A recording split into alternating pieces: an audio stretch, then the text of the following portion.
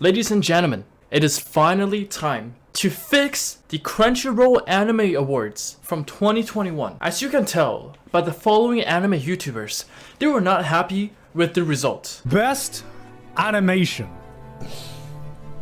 It's Mushoku Tensei.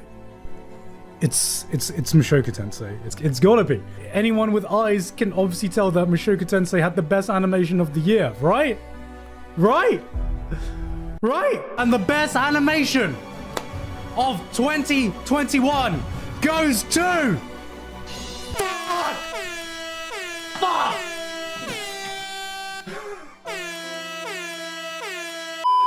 And once again, I know it's opinion-based, but something is definitely suspicious about something like Mushoku Tensei not even being a nomination. I just wanted to make sure I pointed that out. It's like all the series that, weren't here, like I said, Furuba, VV to Your Eternity, ReZero, Mushoku Tensei, they brought so much discussion and impact on the community last year that I feel like that wasn't even weighed in on the table of nominations. Like, there's a diverse range of selections in the nominations, but you're also crowding them with recycled and duplicate options. I mean, why the hell is Eren being nominated for both Best Protagonist and Best Antagonist? That literally makes no sense.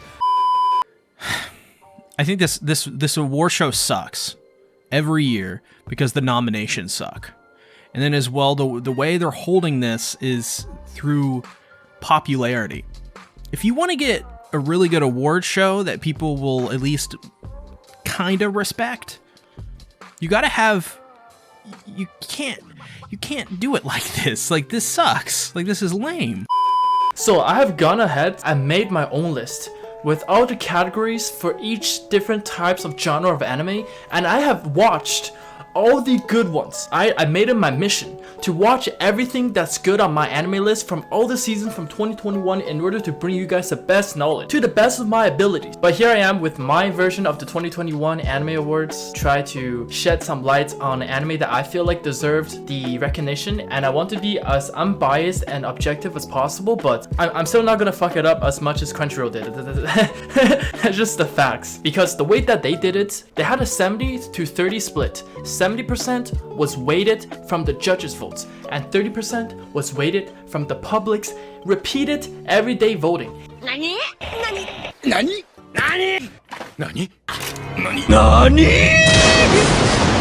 Now imagine you're an anime fan and you want to vote for your favorite anime to win, and you go vote every day just so that a judge comes and be like, you know what? Wonder Egg Priority is just better than this, this, and this, and he or she is going to give that vote, and that's going to weight 70% over the continuous daily effort an anime fan would have made, only to contribute to 30% of the final vote. I am here to rectify the feelings of everyone and their mother when they saw the winners and the nominees of each category. It was just like, some of them made sense, like Eren, AOT, sure, that made sense. Some just didn't. Not everyone's going to agree with what I say, and if you have anything that you want to debate, feel free to leave it in the comments. I am up for community discussion. As long as we, keep it civil, keep it nice. Don't just come at me and be like, you're trash for nominating this over that. But anyway, without further ado, let's get into this list real quick. Hi. The category of best film. There's no debate about it, no question. Mugen Train is the best anime film of 2021. Best comedy. For this category, I have nominated Kobayashi's Maid Dragon Season 2, Komi-san Can't Communicate, Slime, Dr. Stone, and Nan Bayuri. I want to make it clear that any anime that has been nominated is a banger anime and you should definitely check it out. And for best comedy, we're going to give it to Nan Bayuri. I've watched all 3 seasons, so only season 3 came out in 2021, but I've watched season 1 and 2 just for this, and it's such a good slice of life. The humors are good, the characters are good, the characters are super cute and unique. There's literally no struggles. I think that's a major difference between Nan Bayuri and other contenders such as Kobayashi's Maid Dragon. Like, within Nan Bayuri, there's actually just no conflicts. There's no stress. Everything is so nice to watch, and it's funny. The characters are funny, it brings you a sense of humor, makes you laugh a little bit, enjoy life, de-stress from reality, and yeah, I feel like Nan Bayuri deserves the Anime Award of Best Comedy. Best Slice of Life. Now within this category, I'm going to nominate Nanam Bayori once again, Kobayashi's Maid Dragon once again, Horimiya, Don't Toy With Me, Nagatoro-san, and Komi-san Can't Communicate once again. And the winner will go to Nanam Bayori once again.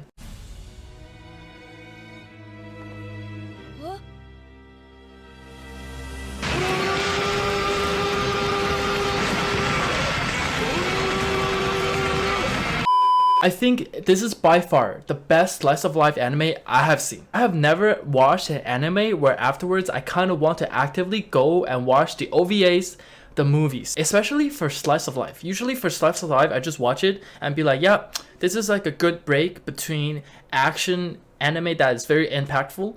But for Nanam Bayori, it's just a good experience. Like I said, you definitely need to check it out. Check out all of these by all means. But yes, the final results will be Nanam Bayori. Best fantasy. Ooh, I feel like this is a spicy one. And I feel like this will be very controversial for you guys, the viewers. Now for nominees, we have ReZero Season 2 Part 2, Slime Season 2 Part 1 and 2, because they were both released in 2021. Mushoku Tensei Jobless Reincarnation, a fan favorite, Season 1 Part 1 and Part 2. Ranking of Kings, I will also consider that as fantasy. Kobayashi's Maid Dragon nominated once again. I at this point, if even if an anime hasn't won anything, if it's been nominated a lot, I feel like you guys should just definitely check it out. And last nominee for this category, we have Vanitas, the case study of Vanitas. Now, the winner of this category, I've went through a tons of debates. It was really comes down to either Slime, Mushoku Tensei, or ReZero. And honestly, I enjoyed all three of them. And I wouldn't even be mad if I watched another creator's anime list and they gave it to either one. For example, if Slime wins, like how Anime Award gave the choice, I wouldn't mind it that much. Mushoku Tensei could have won, but it wasn't like that big of a deal for me that Slime won under Crunchyroll. But for my own 2021 Anime Awards, I'm going to give it to ReZero. Now hold on. Before you booed the fuck out of me, I just feel like in terms of plot wise, ReZero by far has the most intricate plots out of all the fantasies from 2021. The impact that season 1 and season 2 part 1 has built up, like there's just so much things on the line. それでも一緒にいよう一緒に生きてみようしたっていつか一人に俺を選べベアトリス誰かに外に連れ出してほしいからお前はいつも扉の前に座ってたんじゃないのか Slime is mainly just a feels-good anime, and so is Mushoku Tensei. I mean, a 30-year-old loser died, got reborn as a baby, with OP powers, just learns all the magic, and it has fun traveling around the world. It's very like stress-free and relaxing, I know, and the characters are good, the animation is good, but in terms of plot levels and just how much is on the line for the characters within the anime, I would have to say ReZero has the most intense moments that has built up throughout the years. The MC, Subaru, how many times has he died over and over just in order to fix things for the girls and all the characters that he cares about in the anime? I just don't think Slime or Mushoku Tensei could top that. But I know for the majority of anime fans that haven't seen ReZero, they would just give it to Mushoku Tensei or Slime. But to me, I just feel like if I don't give it to ReZero, I can't live with myself. Best Action. Now this is also another category with so many good nominees. Starting from Jujutsu Kaisen, Tokyo Revengers, World Trigger Season 2 and Season 3, Vivi, Fluoride Ice Song, Slime once again, 86, and lastly, the case study of Vanitas. Oh man, people's gonna hate me for this. People is going to hate me for this. I know the general audiences will either go with JJK or Tokyo Revengers. But to me, I feel like JJK is a little overrated. Oh no, I just feel the hate coming. The animation and fights are super good, but the plot is just super average. It's basically like any shonen anime like Naruto. I'm not saying there's anything wrong with that. In fact, anime such as Naruto has inspired many good anime that has come by afterwards. But I'm just saying the plot is just very normal. Like they have some super OP character, Gojo, that everyone sims over. And then they go through an arc where people are training, especially through like a tournament setting. It's just, And for Tokyo Revengers, I would just say that although there was a lot of fight scenes, the animation just didn't live up to the standards. So for me, I'm going to give this category to World Trigger Season 2 and 3. This is such an underrated anime. I feel like World Trigger is not appreciated well enough. Within World Trigger, there's just so many options that can be mixed up and different abilities can be combined to create new possibilities. You can be a shooter, and within the shooter you can be a sniper, close range, medium range, or you can be a sword fighter, and there's 3 types of swords, each with their own abilities. Or you can be someone that shoots magical particles, and you can wield a combination of each of these different abilities. 了解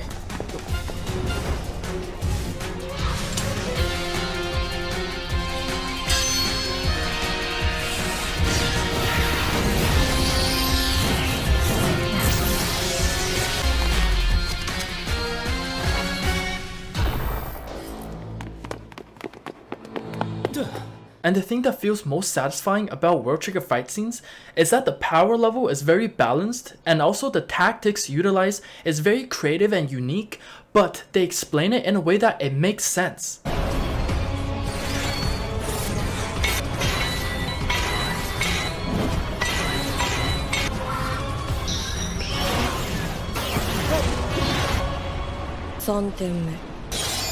Everything just makes sense, it's very logical, and you can just feel like if someone is skilled enough, they're able to utilize their kit to maximize the abilities and performances that they can put out. It's not something like, oh, this character is just super OP and he can just bust out a move from out of his ass and everyone else would just be fucked. Kind of like how Gojo just solos everyone. Gojo can solo every universe. Gojo can solo Goku.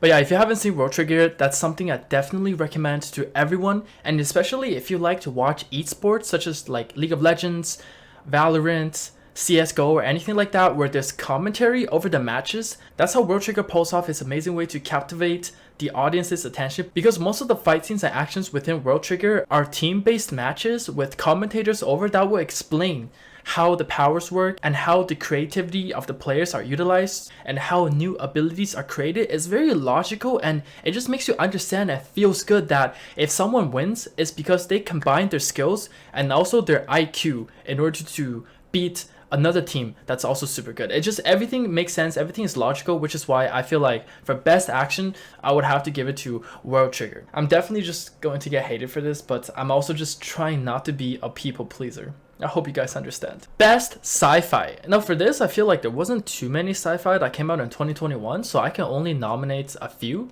There will be Dr. Stone, Vivi Flora Aitsong, 86, and World Trigger once again. And the winner of Best Sci-Fi goes to Dr. Stone. I think there's really not much to say about this. The man literally came from a stone world and reinvented everything from the start.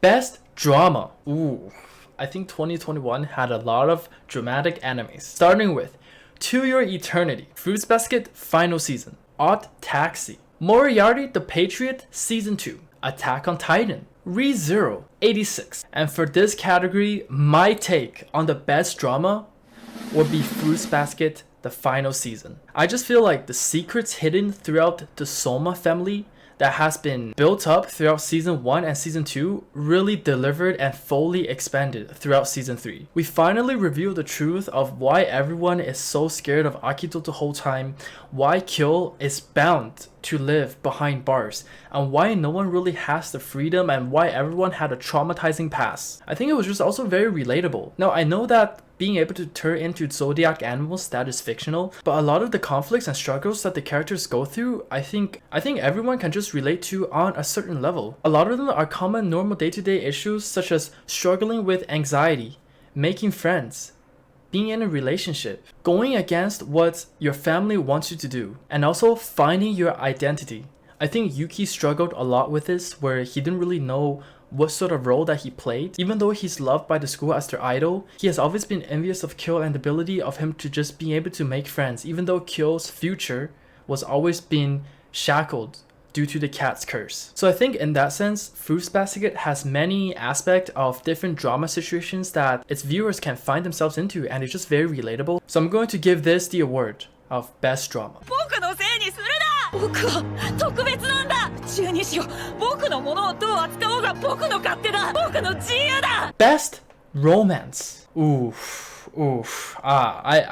This is a category I think Crunchyroll has butchered it. For my nominations, I have Horimiya, Quintessential Quintuplets Season 2, Don't Toy With Me, Nagatoro-san, Fruits Basket Final Season, Komi-san, Can't Communicate, and The Duke of Death and His Mate. Crunchyroll gave it to Horimiya, which is a manga with around 120 chapters, I don't remember the exact number, condensed into a 13-episode anime. The amount of details that they have skipped. Overall, it's just a nice romance anime to watch. Nothing too special, nothing too deep. They find love, they get into cute, lovely couples situations, and makes you feel jealous, makes you want a girlfriend. But I feel like if you look past anything that's superficial, surface level, and actually look into the meat of the anime plot, how can you not give it to Fruits Basket Final Season?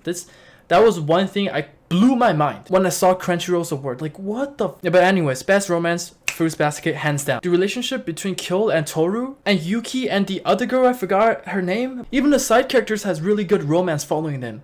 The blonde delinquent girl, Uitano-san, with the rooster of the Zodiac, Kureno, like, just them alone is already good enough. Plus the main character's romance struggle, like, how can oh, bro, I do you know what, let's move on. I can't be asked. Horimiya winning best romance, are you fucking mad? Anyways, best antagonist. Within this category we have Tomura from My Hero Season 5, Rosawell L. Mathers and Ekidana from ReZero, Teta Kisaki from Tokyo Revengers, Akito from Fruits Baskets, and finally James Moriarty from Moriarty the Patriot. Now, if you guys have noticed, I did not have Eren Yeager in the best antagonist list as what Crunchyroll put him in, because nah fam, just no. Oh.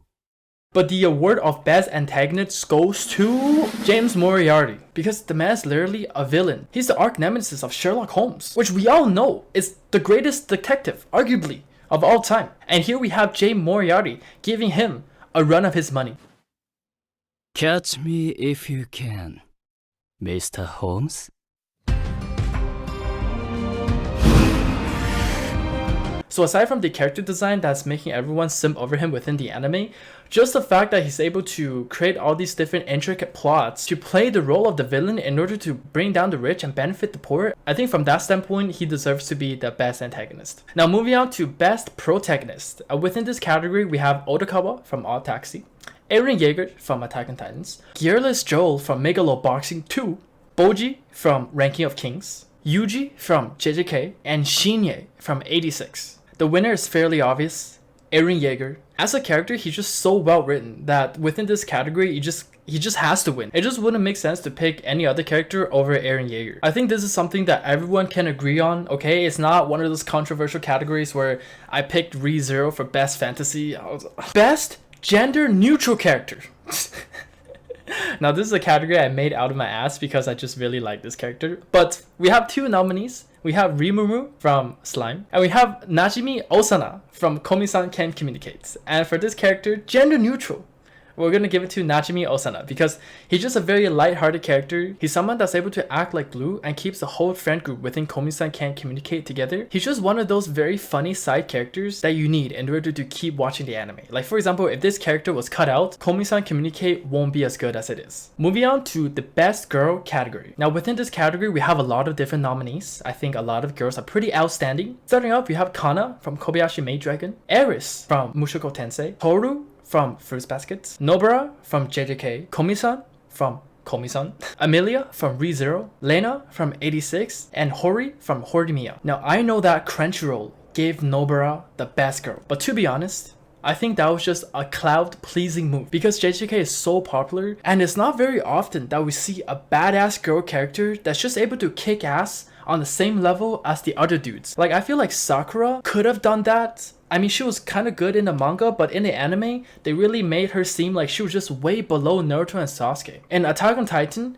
Mikasa and Annie are two characters that is very strong, independent, womanly vibe. And same as Nobara, you know, in JJK, she stands her ground against Yuji, against Megumi, and she fights her battles and stand on her own against all the curses. But let's be honest, these type of characters, they're not anything special. Anyone can just make a character and give her strong ability powers and people just be like, wow, she's so so cool, let's simp on her. Like, she's a cool character, but there's nothing deep within her character design aside from the fact that she's just strong as well as the guy characters. Gender equality. But to me, the best girl, I would have to give it to Lena from 86. She was the first officer that tried to understand and make friends with the 86, who were treated as pigs within the human society. She did her best to try to bridge the gap between upper society human race and the people of the 86. And she's just someone that's very lovable and self-righteous and also very cute and someone that I would want to date as a girlfriend.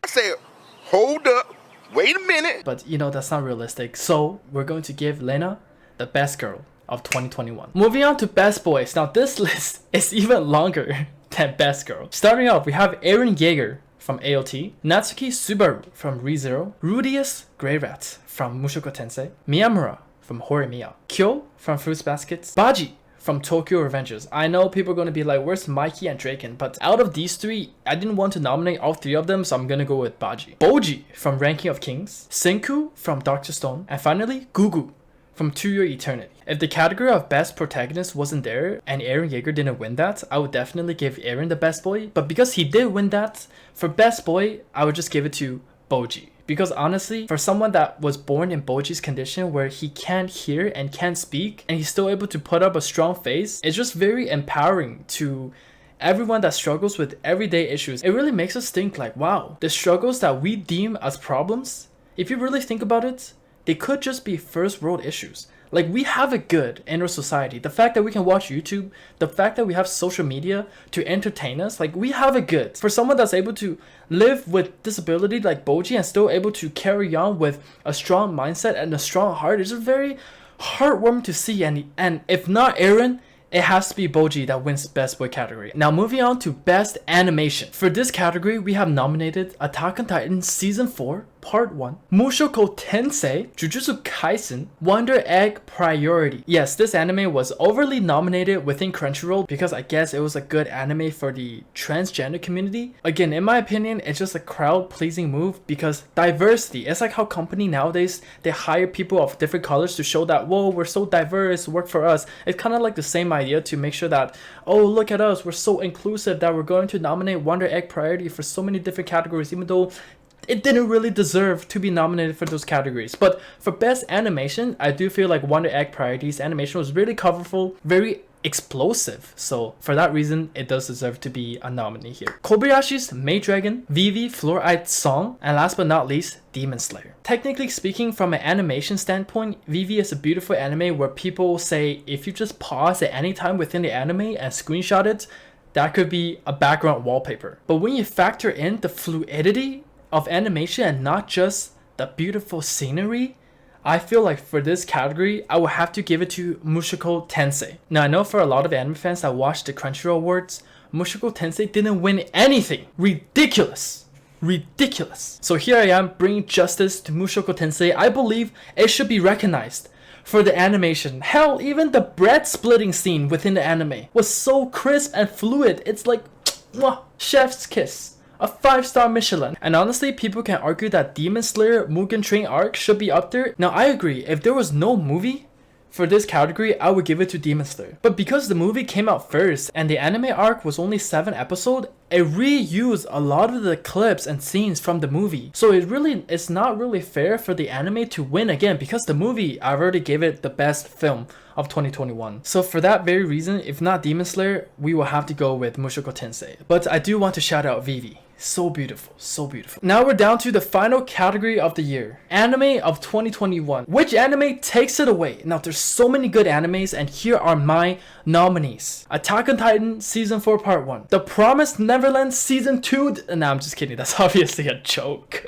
ReZero Season 2 Part 2. Fruits Basket Final Season. Odd Taxi. Mushoku Tensei. Ranking of Kings. And last but not least, 86. And let's be honest, we already know who's going to win. Is it really going to be a surprise? It's Attack on Titan. Come on, we already know it's AOT Season 4 Part 1. Like, come on, there's no debate over this. This is just one of those animes where you just can't justify picking any other anime over this. If Attack on Titan wasn't in this category, then it's going to be very hard to debate which one takes the cake. I think Fruits Basket final season was really good. 86 was actually really good. Season 1 and Season 2. Odd Taxi, very well made. It's an anime where the ending was just a complete 360, and after you see the ending, you can be like, wow, I really want to go rewatch this knowing the ending and to experience the anime again with a different mindset. But because Attack on Titan is in this category, Attack on Titan has to win the award for the anime of the year in 2021. Now usually I would just wrap it up here, but I did come up with another category of my own, similar to the gender neutral category that I made out of my ass. We're going to have a most pleasantly surprised anime. It basically means that anime that falls under this category, I didn't really have any expectations, but after watching it, it's like, wow, this is actually really good. And within this category, I have 2 nominees. 86, Season 1 and Season 2, and Odd Taxi. And for this category, I will have to give it to 86, Season 1 and Season 2. Like, this was such a pleasantly surprised, underrated anime. How I would describe 86 is that it's like AOT if it had a happy ending. Like, the ending was so fulfilling. It is so fulfilling. It's been tragic throughout the whole series, but the ending was so worthy and so fulfilling that it was so... It just raised my dopamine. It just raised my dopamine to a next level. I was on that cloud 9 high for like a week after finishing this anime. So definitely recommend you guys to check this out. 86, such an underrated anime. But yes, that would be my anime award for 2021. This video took a long time to come out because I actually had to go and catch up on all the nominees that I brought to this list, because I feel like obviously it's not fair for me to give my opinion on things that I haven't watched. But yeah, I hope you guys are okay with this list. Even if you don't agree with all the winners, I hope that there's enough winners that you feel like, yeah, that's okay. And I also hope that I brought justice to some of these animes that was overshadowed and basically just not even mentioned from the Crunchyroll list. Thank you guys for watching my videos as always. If you have any good anime ideas, make sure to leave it in the comments below, and I'll see you guys next time. Real quick, real high. Peace.